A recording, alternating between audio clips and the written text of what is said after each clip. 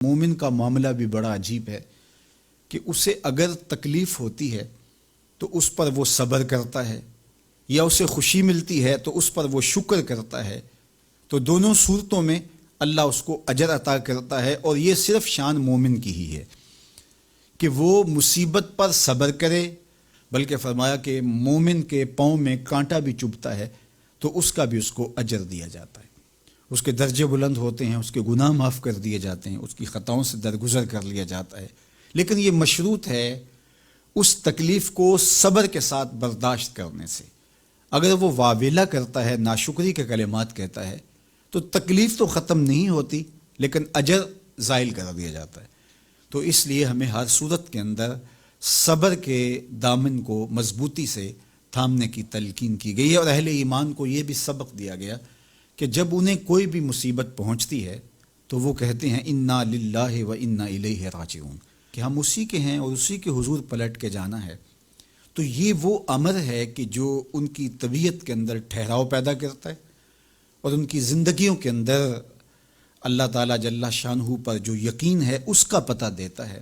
اگر مصیبت کو اللہ کی طرف سے سمجھ کے مان کے صبر کیا جائے، اس کو مقدور سمجھا جائے، اس پر واویلا نہ کیا جائے، اللہ کی نافرمانی کا کوئی کلمہ نہ بولا جائے، اپنے عقیدے میں تزلزل نہ آنے دیا جائے، اپنے رویوں کی خوبصورتی کو زائل نہ ہونے دیا جائے، تو اس کا مطلب ہے کہ وہ شخص مومن ہے، اس کا یقین ہے کہ یہ اللہ کی طرف سے ہے۔ تو پھر اس کے یقین کے صلے کے اندر اللہ اس کو پھر ہدایت قلب کا چراغاں نصیب کرتا ہے۔ اور فرمایا واللہ بکل شیء علیم، اور اللہ ہر شے کو جاننے والا ہے، اسے پتہ ہے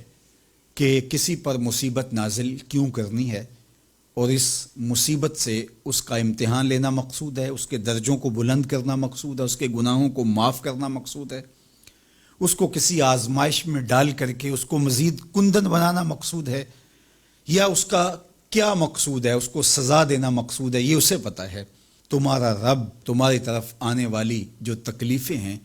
ان کے اندر ہزارہا پنہا حکمتوں سے واقف ہے۔ یہاں یہ بات بھی سمجھنے کے قابل ہے کہ جو شخص مصیبت کے آنے پر صبر اور استقامت کے ساتھ اس سے نپٹتا ہے اور اللہ پر جو اس کا یقین ہے اس میں تزلزل پیدا نہیں ہونے دیتا، کل من عند اللہ، اے محبوب فرما دیجئے جو کچھ ہے وہ تمہارے رب کی طرف سے، یہ اس کا خیال اور فکر ہے کہ یہ میرے اللہ کی طرف سے، تو پھر اس مصیبت کو ٹالنے والا بھی وہی ہے۔ تو اگر یہ اس کا عقیدہ پختہ تھا تو پھر وہ مالک کی دہلیز چھوڑ کے، مالک کی چوکھٹ چھوڑ کے کسی اور دہلیز پہ نہیں جائے گا، کسی اور چوکھٹ پہ نہیں جائے گا، وہ اس مصیبت کو دور کرنے والا مؤثر حقیقی اللہ کو ہی جانتا ہوگا، اور اسی کے حضور دعائیں کرے گا، التجائیں کرے گا، کسی شرک کا ارتکاب نہیں کر سکتا ہے، اور وہ مالک کی دہلیز سے کبھی روح گردانی نہیں کر سکتا، بلکہ اس تکلیف کے آنے سے وہ اپنے رب کے ساتھ اور زیادہ جڑ جائے گا۔ اور اگر وہ صبر کرے تو یہ اس کا ایک مرتبہ ہے کہ وہ حوصلے کے ساتھ اس تکلیف کو برداشت کرے، اور دوسرا مرتبہ جو اس سے بڑھ کر ہے کہ اس پہ